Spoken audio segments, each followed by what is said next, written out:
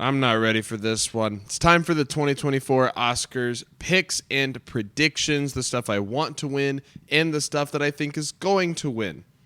Let's just do it. Let's start with the short films. They never get some love. So let's start with the short films. For live action short, I am going to be predicting Henry Sugar to win. It's Wes Anderson. I think he's got enough industry respect that people are just going to vote for him and just give him an Oscar. I think it's just going to happen. My pick in this category, my personal pick for what I would want to win, is actually Red, White, and Blue. And I think if there's one that can play spoiler, Red, White, and Blue might be one of them. But I do love Henry Sugar. It's great. Wes Anderson's going to get an Oscar. I'm here for it. For Best Documentary Short, the odds have actually tightened up a good bit between the ABCs of Book Banning and The Last Repair Shop. Now, The Last Repair Shop is my favorite one. It is the one I want to win. If I was voting this category, it would be the one I'd vote for. And I'm actually going to predict it. I've had ABCs of Book Banning pretty much ever since the nominations. But I've heard a lot of people talking about how, if people actually watch them, then they really can't help but vote for The Last Repair Shop. And a lot of people have been switching their votes to The Last Repair Shop. And so I am not going to be that person that gets left behind. I'm going to follow the momentum, and the momentum is saying The Last Repair Shop. And so that is what I'm going to predict. And with that being my personal pick as well, I'm hoping it wins. Please don't let it be the ABC's Book Banning. That movie, that one sucked. For Best Animated Short, we are kind of caught between Letter to a Pig and War is Over for what's probably going to win. Letter to a Pig is the one that's kind of been considered the frontrunner for the most part. I could definitely see War is Over possibly winning. It's the much more accessible short film from what I've heard. And it's got the name drop of John Lennon and Yoko in the title. I'm going to predict Letter to a Pig, though. It's just where the odds are at, and with the short films, you kind of just have to go with the number ones or with what people are talking about, and nobody's really talking about either one specifically, I don't think. So I'm going to predict Letter to a Pig. My personal pick is actually 95 Senses. It's a really, really interesting short film, so check it out if you are able to. It's really, really good, but prediction, Letter to a Pig. Best International Feature Film. This is an easy one. We're just going with the one that is nominated in Best Picture, and that's The Zone of Interest. Now, if Anatomy of a Fall was here, this would be a super interesting category, but it's not. France didn't submit it, and so Zone of Interest is going to win. Zone of Interest is easily my favorite in the category. It's in my top 3 of the Best Picture nominees in general, and so obviously the Zone of Interest is what I want to win. Zone of Interest is what I'm predicting. Easy. For Best Documentary Feature, 20 Days in Mariupol has just been the front runner the whole time. It's won everywhere. And so that's kind of the obvious pick for what to predict for the win. 20 Days in Mariupol is also the only one that I've seen, and so I'm going to say that's my personal pick. I really haven't seen any of the documentaries this year, but 20 Days in Mariupol was really important. It was really hard to watch, but it was really, really good. So check it out. It's really good. For Best Animated Feature Film, I'm heavily leaning towards Spider-Verse on my predictions. I do think Boy and the Heron can play a little bit of a spoiler here. It did win the BAFTA, and it did win the Golden Globes, but a lot of Academy members are on the record for saying in this category they usually just go with the ones their kids watch. They just go with the most popular one, and Across the Spider-Verse is the most popular one. And not only that, but it's also the most acclaimed one of the bunch. And so Spider-Verse is a really easy pick here. The first one won.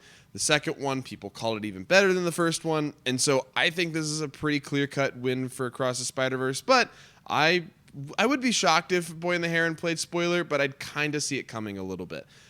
Personal pick, obviously Spider-Verse. It was one of my favorite movies of the year, and so it's not even close. Should have gotten more nominations, but what can you do? Visual effects is one of the ones that I am just lost. I have no idea what to do.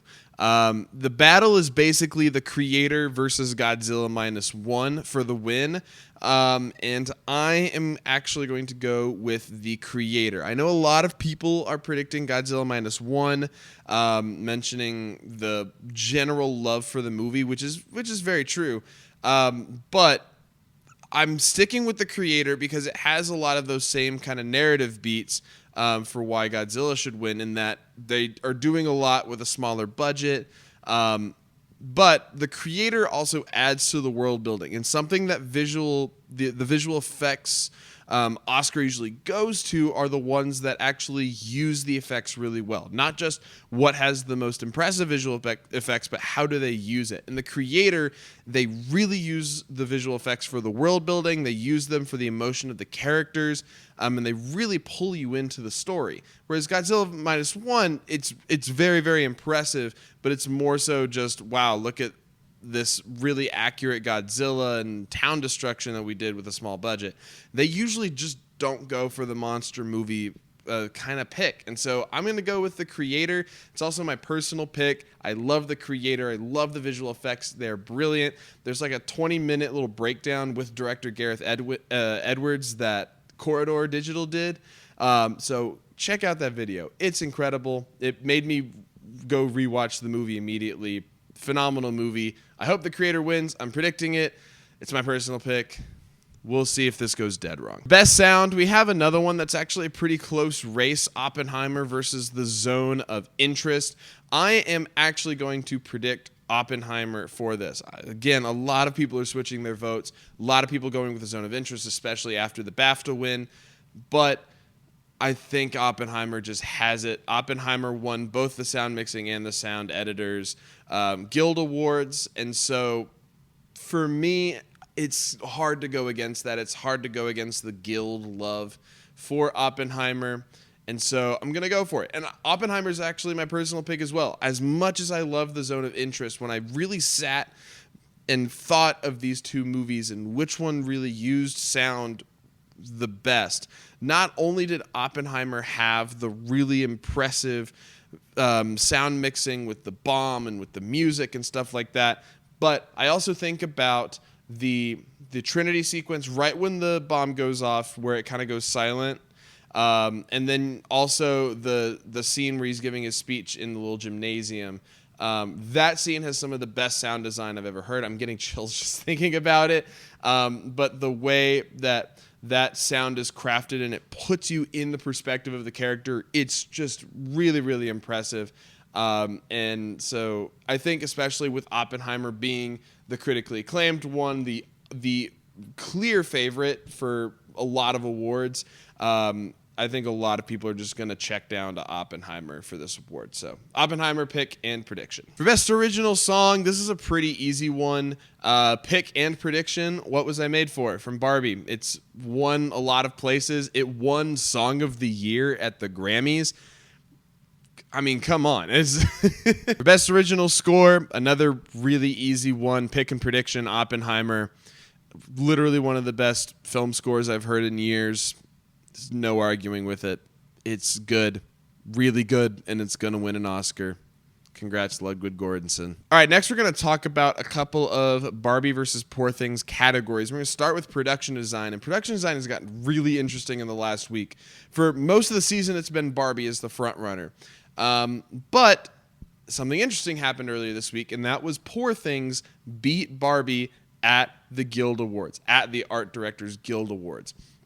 This is really, really fascinating, and I'm not sure exactly what to make of it, because the guilds, the people that are actually the set decorators and production designers, picked Poor Things, and it beat Barbie. It wasn't like a two different categories kind of deal. Poor Things beat Barbie at the Art Directors Guild Awards. And so I'm kind of inclined to go with Poor Things. I think I'm going to go with Poor Things, and I think Poor Things being the more generally loved movie with the Academy is really going to help it, because the production design of Poor Things really is the entire movie, and really is and sells you on the visual style and the visual language of the film. Barbie's is really, really fun and really, really excellent, but I bet a lot of people will kind of view it as derivative, as something like, oh yeah, these are just based off of toys. But Poor Things is truly an actual like design feat. I'm not saying that Barbie isn't design. I'm just trying to think in the mind of the Academy. And so I'm actually going to predict Poor Things for this Oscar. I could be very wrong. For my personal pick for production design, I'm also going to go with Poor Things. I just love how they use the production design, how it makes the world kind of feel. It creates this very fantastical kind of feeling, but it's still very grounded in the real world. And it is just super impressive. And it's just really, really brilliant. So Poor Things, pick, and prediction. I really hope I'm not wrong about this. And on the other side of our Barbie versus Poor Things double showing, we have costume design. And I'm actually going to predict Barbie for this award for no other reason other than they usually just go for a lot more contemporary kind of pieces, unless there's like a very clear kind of front runner. I think of like Little Women as an example. That was just like a very obvious, like, yeah, that's gonna win costume design. But even the year I keep coming back to is Black Panther versus The Favorite, and Black Panther ended up winning at the costume designs, or like Dune winning costume design a couple of years ago, or Black Panther Wakanda Forever beating Elvis last year. They go for a lot more of the contemporary, the actual design, and yes, Barbie is kind of derivative off of the toys, but there's a clear effort and design factor in their costumes. So I'm going to predict it. I could be dead wrong. If I get both of those wrong, I swear I'm going to be so mad. Personal pick, I'm also going to go with Barbie. I just love the outfits in that movie. They're just super fun, super interesting, and again, just really add to the story, really add to the characters, just gives them all a personality of their own. So Barbie, pick and prediction. If I get both of these wrong. All right, best makeup and hairstyling. Maestro has just kind of been the easy kind of favorite to win, so I'm going to predict Maestro, and it's very, very impressive. The makeup they did for Bradley Cooper to bring Leonard Bernstein to life over multiple decades. Just really, really impressive stuff. My personal pick is actually going to be Oppenheimer. I think it's really, really impressive the way that they juggle a bunch of different characters over multiple decades, but also the scene in the gymnasium where you have people with like flesh peeling off is really, really impressive, and it looks really, really cool. And so Oppenheimer is going to be my personal pick. Maestro is going to be my prediction. For best editing, this is an easy one. Oppenheimer is just swept everywhere. Oppenheimer is going to win this award. Oppenheimer is also my personal pick as well. Is my favorite movie of the year. And so obviously the editing, the way that it's crafted is just so brilliant. And so Oppenheimer, pick and prediction. It's that easy. And I'm going to sound like a broken record here, but best cinematography, same thing. Oppenheimer, pick and prediction. Hoyte van Hoytema just really, really sells you on Oppenheimer and the storytelling through the cinematography. It's just really, really brilliant. Yeah, I have no other words. It's just really, really impressive, and Oppenheimer deserves to win. It's my favorite one, so pick prediction Oppenheimer for cinematography. Yay. All right, best original screenplay. I am very heavily leaning towards Anatomy of a Fall. I'm still going to predict Anatomy of a Fall just because it's the only nominee here that has actually won precursors. It won the Golden Globe. It won the BAFTA. However, I do think The Holdovers has a chance. I think The Holdovers is really well liked by people. And so The Holdovers definitely has a chance to steal. It's really stayed in the public eye for as long as it's been out. And so it definitely could play spoiler, but I feel 80% or so confident there's going to be Anatomy of a Fall. My personal pick is actually going to be The Holdovers. The Holdovers was just really, really brilliant. I love the dry kind of humor of the story, but it's also really heartwarming, and the characters are very well fleshed out, and you just learn so much about them, and their interactions are super fun and interesting. And so I really love The Holdovers. I also really love Anatomy of a Fall as well. So, but Anatomy of a Fall, prediction, Holdovers, personal pick. For best adapted screenplay, somebody help me out with this one. I have no idea what's going to happen here. I'm inclined to think American Fiction is going to win because it did win the BAFTA, which is actually a pretty huge deal for American Fiction. And it also won the USD Scripter Award, which is an award for adaptations. American Fiction won that award for the film category. And so I'm inclined to assume that one's going to win. But with how loved Oppenheimer is, there's a path for that to take it. Or there's a path for Barbie to take it, because Barbie was really well liked and was very much like a screenplay contender. Or there's a pathway for Poor Things to take it, because people love Poor Things. So anything could happen here. I think if there was a spoiler to American Fiction, it would probably be Oppenheimer. Again, given how much love there is for that movie, how many awards it's going to end up taking. But I'm going to stick with American Fiction. Again, it has precursors. It has actual wins behind its belt. Oppenheimer, Poor Things don't really have that. And Barbie was in the original screenplay category for all of its wins. And so it's really hard to tell which one is actually going to win the adapted screenplay Oscar. My personal pick is going to be Oppenheimer. I've read the screenplay. I own it in a book. And the way that he takes the American Prometheus book and kind of transfers it into this very perspective-driven story.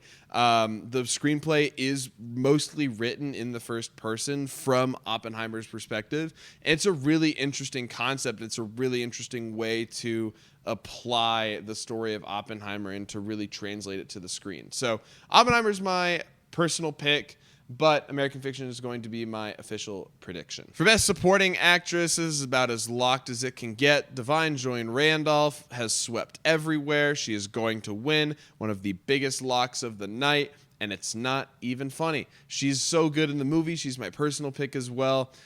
She's just phenomenal. She deserves this. Can't wait to watch her speech, and I'm probably going to cry. Well, at least get emotional. So congrats. Best Supporting Actor, just as easy for me. Robert Downey Jr., again, has swept everywhere. He's my personal pick as well. These supporting categories are easy. So Robert Downey Jr., pick and prediction. Lock it up. Go home. Congrats. Best Lead Actor. It's been a lot of Cillian Murphy versus Paul Giamatti, but SAG seemed to seal the deal. And so Cillian Murphy is the very clear kind of favorite in the public eye. Cillian Murphy has SAG, he has BAFTA, and he has the Golden Globe. And so I think Cillian Murphy is going to win the Oscar. I do think there's a chance Paul Giamatti could come in and snag it real quick. But again, I'm going to point back to how many people loved Oppenheimer and how much love there is for that movie. Cillian Murphy is the face of it. He's the one that really brings that story to life. And so I think Cillian Murphy just has his Oscar in the bag. My personal pick is actually going to be Paul Giamatti. I love Cillian Murphy's performance. He's so good in that movie. But Paul Giamatti's performance, I think he's bringing a lot of subtlety to this performance that a lot of people aren't seeing. And I love the depth that you can kind of see in his eyes. I just felt a little bit more from Paul Giamatti's performance. He really brought the emotions to his performance. And so I found myself connecting with it a little bit more, which is why Paul Giamatti is going to be my personal pick. But I love Cillian Murphy. I'm glad he's probably going to win an Oscar. He deserves it. Love Cillian Murphy's performance. He's going to win, I think. That's my prediction. Paul Giamatti is my personal pick, though. And then we've come across Best Lead Actress. Another one I have no idea what to do. Emma Stone versus Lily Gladstone. It's what it's been all season long. I don't know. I'm just as confused now as I was a couple of months ago. So let's try and figure this out. Lily Gladstone just won the SAG. A lot of people are voting for her because of that. Because about 65% of the Oscars voting body is SAG members, is actors. So there's definitely that to factor in. However, I do think there's a little bit more love for Poor Things as a whole. And Emma Stone is very much Poor Things. She is that movie. She's the face of that movie. Lily Gladstone, I'm not saying Lily Gladstone is not the face of Killers of the Flower Moon. I think she plays a very large role, and I think she's actually the heart of Killers of the Flower Moon. But when you think of that movie, you don't instantly think of Lily Gladstone. You think of the story. You think of maybe Leonardo DiCaprio. With Poor Things, Emma Stone just pops to mind. And I think with a general love for Poor Things, I think Emma Stone might take it. And so I'm hesitantly predicting Emma Stone. I think she could still win it. A lot of people are bringing the narrative argument into this, that Lily Gladstone, this would be a historical win if she wins, which it would be, and I'd be stoked for that. But history has shown the Oscars don't necessarily care about the historical win, right? Think about Chadwick Boseman. They didn't give him the Oscar. They gave it to Anthony Hopkins, right? That same year, Frances McDormand, who already had 2 Oscars, won a 3rd Oscar for Nomadland instead of it going to somebody like Viola Davis or Carey Mulligan or something like that. And so career narratives are not necessarily what drives a story, right? Michelle Yeoh, for example, last year, there was definitely a career narrative there, but also her face was attached to Everything Everywhere All at Once, which was the Best Picture winner, obviously the most loved movie. It won 7 Oscars. And so there was a lot of that as well. So I don't know. This could be a really bad idea. It could definitely go to Lily Gladstone, but I'm going to predict Emma Stone. We'll see how this goes. I don't know. Emma Stone is going to be my personal pick, though. I thought her performance in Poor Things was brilliant. Again, she just really drives that movie. She is so good in that movie. She is absolutely brilliant. Finally, an easy one. Best Director, Christopher Nolan. Lock it up. Go home. It's his. He's going to win it. It's my personal pick. It's my prediction. Christopher Nolan. He's going to win an Oscar. He's going to be an Academy Award-winning director. This is great. This is just so good. And then finally, Best Picture. I would love to sit here and think, wow, this is going to be such an interesting race. It's this battle between 2 movies. No, it's not. It's Oppenheimer. Oppenheimer is going to win. It has literally won everywhere. If you don't predict Oppenheimer to win Best Picture, you are dead wrong. You are just going to be wrong. And so Oppenheimer is prediction. Oppenheimer is personal pick. It was my favorite movie of last year, so I am very stoked about this, that Oppenheimer is just going to clean house on Sunday night. I'm stoked. I'm excited. So, again, I really wish this was a more competitive year in Best Picture, but Oppenheimer has proved to be the movie of the year. Not only was it part of a phenomenon with the Barbenheimer craze, but it was critically acclaimed. It was accessible to audiences, and it had staying power. People are still talking about this movie and how amazing it was. And so, Oppenheimer, pick, prediction for Best Picture. I can't wait. I'm so excited. I can't wait to see Oppenheimer win Best Picture. It's going to be great. But let me know what you think down in the comments below. Let me know what you're predicting in these toss-up categories: visual effects, lead actress, production design, costume design, adapted screenplay, stuff like that. I want to hear your thoughts. Tell me I'm wrong. If I change any of my predictions, I'll let you know at the beginning of my reaction video. That will be coming Monday. Sunday night is the Oscars, so I'll record it, and I'll make sure I have it out by Monday for you guys. Thank you guys so much for watching. Hope you guys have a great day, and I'll see you at the Oscars.